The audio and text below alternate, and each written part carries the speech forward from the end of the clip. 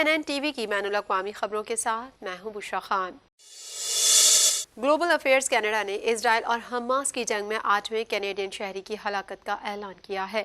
مزید احوال اس رپورٹ میں۔ گلوبل افیئرز کینیڈا نے اسرائیل اور حماس کی جنگ میں 8ویں کینیڈین شہری کی ہلاکت کا اعلان کیا ہے۔ گلوبل افیئرز کینیڈا کا کہنا ہے کہ موت لبنان میں ہوئی تھی، لیکن اتوار کی شام ایک اپ ڈیٹ میں مزید تفصیلات پیش نہیں کی گئیں۔ لبنان میں اسرائیل اور حزب اللہ کے جنگجو 7 اکتوبر سے سرحد پر فائرنگ کا تبادلہ کر رہے ہیں، جب حزب اللہ کے فلسطینی اتحادی حماس نے جنوبی اسرائیل میں ایک زبردست حملے کی قیادت کی۔ گلوبل افیئرز کینیڈا کا کہنا ہے کہ اس ہفتے کے آخر میں غیر ملکی شہریوں کے لیے دوبارہ کھولے جانے کے بعد 130 کینیڈین مصر کے ساتھ سرحد پر واقع رفح کراسنگ کے ذریعے غزہ سے روانہ ہوئے۔ اسرائیل میں حماس کی زیر قیادت ابتدائی حملے میں کینیڈا سے گہرے تعلق رکھنے والے ایک شخص سمیت 7 کینیڈین مارے گئے۔ ایک کینیڈین لاپتہ ہے، لیکن گلوبل افیئرز کینیڈا نے اس کی شناخت نہیں کی۔ دوسری جانب مزید کینیڈینوں کو مصر کی سرحد پر رفح کراسنگ کے ذریعے غزہ چھوڑنے کی منظوری دی گئی ہے۔ غزہ کی general authority for crossing and borders کی طرف سے شائع کردہ ایک نئی دستاویز میں کینیڈا عنوان کے تحت 165 نام دکھائے گئے ہیں۔ مسیساگا کی سابق میئر بونی کرامبی اونٹاریو لبرل پارٹی کی نئی رہنما منتخب ہو گئی۔ مزید جان لیتے ہیں اس رپورٹ میں۔ بونی کرامبی اونٹاریو لبرل پارٹی کی نئی رہنما منتخب ہو گئی۔ اونٹاریو کے لبرلز نے بونی کرامبی کو منتخب کیا ہے، جو 3 بار بڑے شہر کی میئر اور سابق MP ہیں، جو اس بات پر فخر کرتی ہیں کہ اگلے صوبائی انتخابات میں وزیر اعلیٰ کے ساتھ سر جوڑ کر جانے کے لیے ان کے اگلے رہنما کے طور پر وہ پریمیئر ڈگ فورڈ کے مد مقابل ہوں گی۔ کرامبی کو سر فہرست کام کے لیے ووٹ دیا گیا، کیونکہ مقننہ کا تیسرا فریق لگاتار 2 انتخابی شکستوں کے بعد دوبارہ تعمیر کرنا چاہتا ہے، اور اس نے کہا کہ ابھی اور 2026 کی مہم کے درمیان بہت زیادہ محنت کرنا ہے۔ اپنی فتح کی تقریر میں لیڈرشپ کنونشن کے ہجوم سے خطاب کرتے ہوئے کرامبی کا کہنا تھا کہ ہم نے یہ بڑی مضبوط لبرل ٹیم بنائی ہے، اور اب میں اسے آپ کے سامنے توڑنا ناپسند کرتی ہوں، لیکن ہمیں تھوڑا سا گہرائی میں جانا ہوگا۔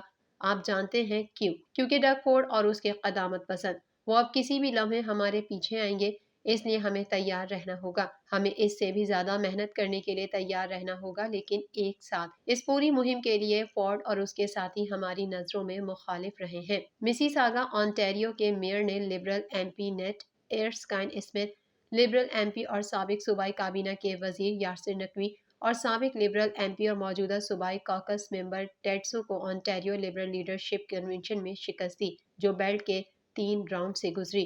کرامبی نے کہا کہ وہ مسیساگا اور پیل ریجن کے بجٹ کو دیکھنا چاہتی ہیں، پھر نئے سال کے اوائل میں میئر کے عہدے سے استعفیٰ دینے کا ارادہ رکھتی ہیں۔ وہ ابھی تک اس بارے میں غیر فیصلہ کن ہے کہ آیا وہ مقننہ میں نشست حاصل کریں گی یا وہ صرف ووٹر سے اپنا تعارف کرانے اور پارٹی کی حمایت کے لیے صوبے کا سفر کریں گی۔ لبرلز نے فخر کیا تھا کہ قیادت کی دوڑ میں امیدواروں نے ریکارڈ تعداد میں اراکین کو سائن اپ کیا، جس میں 1 لاکھ سے زیادہ لوگ نئے لیڈر کو ووٹ دینے کے اہل تھے۔ پچھلے 2 مقابلوں میں یہ تعداد 44,000 اور 38,000 تھی، لیکن ان ارکان میں سے صرف ایک حصے نے گزشتہ ہفتے کے آخر میں ووٹ ڈالے، جس میں 22,827 افراد نے ووٹ ڈالا۔ پارٹی نے نوٹ کیا کہ ٹرن آؤٹ 12,988 اونٹاریو لبرل سے زیادہ تھا، جنہوں نے 2020 کی قیادت کی دوڑ میں ووٹ ڈالے تھے، اور 2013 میں 19,438 سے زیادہ تھے۔ مسیساگا کے میئر کی حیثیت سے کرامبی فورڈ کی تبدیلیوں کے کھلے مخالف رہی ہیں کہ کس طرح میونسپلٹیز ڈیولپر سے مخصوص فیسیں وصول کرتی ہیں،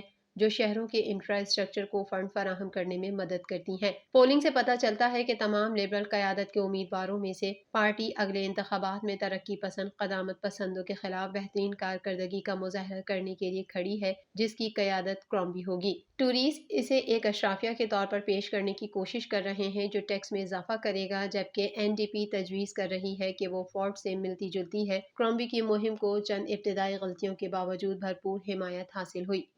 کینیڈا کے صوبہ اونٹاریو کے شہر لندن میں جون 2021 میں پاکستانی نژاد مسلمان خاندان کے 4 افراد کو اپنے پک اپ ٹرک سے حملہ کر کے قتل کرنے کے مجرم نیتھنیل ولٹیمن کو آئندہ سال 4 اور 5 جنوری کو سزا سنائی جائے گی۔ مزید جانیں گے اس رپورٹ میں۔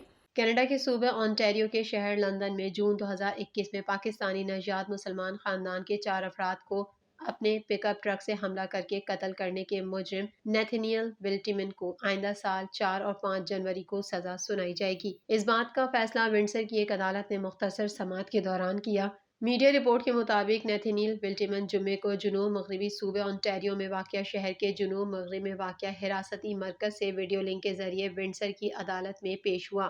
نیتھنیل ولٹیمن کو گزشتہ ماہ ایک جیوری کی طرف سے 6 جون 2021 کو چہل قدمی کے لیے نکلے ہوئے افضل خاندان پر اپنے پک اپ ٹرک سے حملہ کرنے پر قتل اور اقدام قتل کی دفعات کے تحت مجرم قرار دیا گیا تھا۔ حملے میں جاں بحق ہونے والوں میں 46 سالہ سلمان افضل، ان کی 44 سالہ اہلیہ مدیحہ سلمان، ان کی 15 سالہ بیٹی یمنا اور اس کی 74 سالہ دادی طلعت افضل شامل تھیں۔ جوڑے کا 9 سالہ بیٹا شدید زخمی ہوا تھا لیکن وہ بچ گیا تھا۔ جنوری 2024 میں 2 روزہ سزا کی سماعت لندن کی سپریم کورٹ میں جسٹس رینی پومرینس کے سامنے ہوگی۔ اسی جج نے ونڈسر میں 11 ہفتے تک چلنے والے مقدمے کی بھی نگرانی کی۔ مقدمے کی سماعت ونڈسر میں جیوری کے سامنے ہوئی جبکہ سزا متاثرین کے اہل خانہ کی درخواست پر لندن میں سنائی جائے گی۔ سلمان افضل کے خاندان پر حملے کی کینیڈا بھر میں مذمت کی گئی۔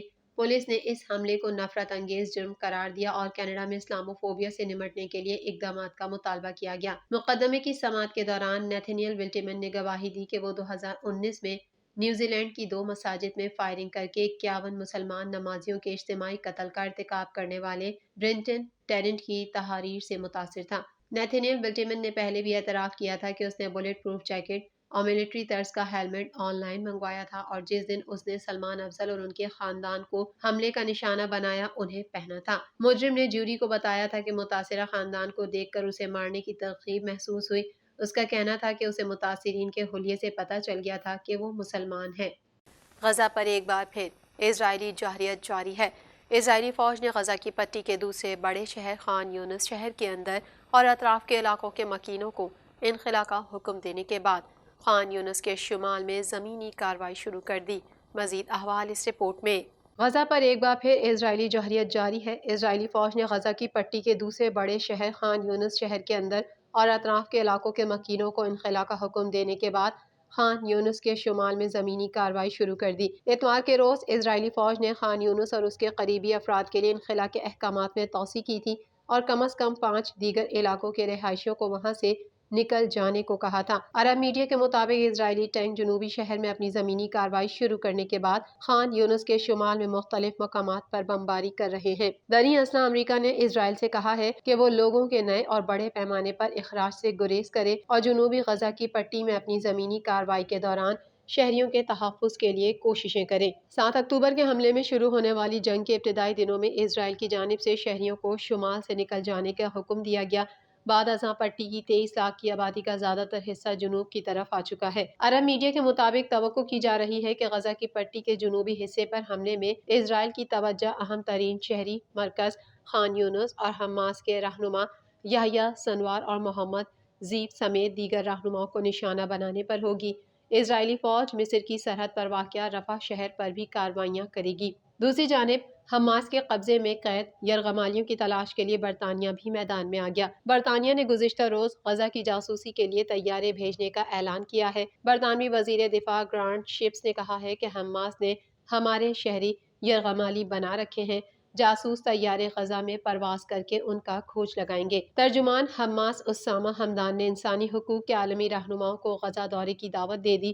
ترجمان کا کہنا تھا کہ جنوبی غزہ میں کوئی بھی محفوظ پناہ گاہ نہیں۔ اسرائیل مختلف بہانوں سے جنوبی غزہ میں مزید تباہی پھیلانا چاہتا ہے۔ عالمی تنظیمیں خود آ کر اسرائیلی بمباری سے ہونے والی تباہی دیکھ لیں۔ عالمی برادری جنگ بندی کے لیے کوششیں جاری رکھے ہوئے ہے۔ حوثی فوج کے ترجمان یحییٰ ساریہ نے کہا کہ ایک اسرائیلی بحری بیڑے کو نیول میزائل اور دوسرے بحری جہاز کو نیول ڈرون سے نشانہ بنایا گیا۔ صہیونی بحری بیڑوں نے وارننگ کے پیغام کو نظر انداز کیا، اس لیے نشانہ بنایا گیا۔ بحیرہ احمر میں اسرائیلی بیڑوں کو سفر نہیں کرنے دیں گے۔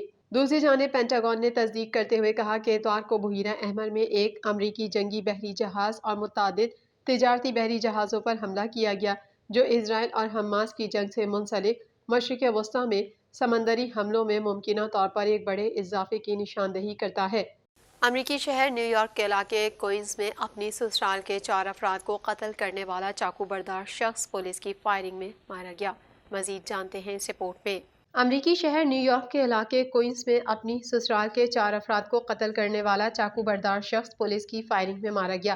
میڈیا رپورٹ کے مطابق نیو یارک پولیس نے بتایا کہ ایک بچی نے ایمرجنسی نمبر پر کال کر کے اطلاع دی کہ ان کا کزن ان کے خاندان پر حملہ کر کے انہیں قتل کرنے کی کوشش کر رہا ہے۔ پولیس ذرائع کے مطابق اطلاع موصول ہونے کے بعد فوری طور پر قریب موجود پولیس افسران موقع پر پہنچے تو حملہ آور نے چاقو کے وار کر کے 2 پولیس اہلکاروں کو بھی زخمی کر دیا، جس پر پولیس نے فائرنگ کر کے حملہ آور کو ہلاک کر دیا۔ پولیس کے مطابق حملہ آور اس سے قبل گھریلو تشدد کے الزام میں گرفتار ہو چکا تھا۔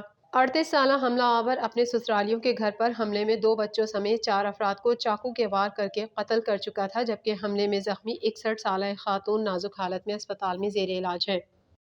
TNN ٹی وی کے نیوز بلیٹن میں فی الحال اتنا ہی۔ مزید خبروں اور اپڈیٹس کے لیے دیکھتے رہیے TNN ٹی وی۔